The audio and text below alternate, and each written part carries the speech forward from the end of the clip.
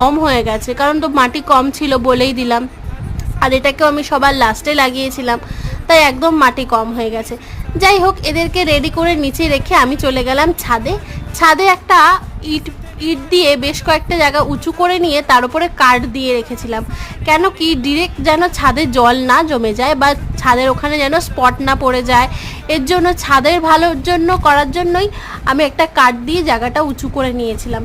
তারপরে সবকটা গাছকে নিজেদের জায়গায় সেট করে দিয়েছিলাম। গাছ লাগানোর পরে তো জল দিতেই হয়, তার জন্য একটু জলও দিয়ে দিলাম। আর যেহেতু দুপুর বেলা প্রচণ্ড রোদ, তাই গাছগুলোকে একটুখানি ভিজিয়েও দিলাম। আমার কিন্তু ভীষণ ভালো লাগছে, মনটাই যেন অন্যরকম হয়ে যায়। দেখো গোলাপটা কি সুন্দর লাগছে দেখতে। তোমাদের কেমন লাগছে তোমরা কিন্তু জানিও, হ্যাঁ।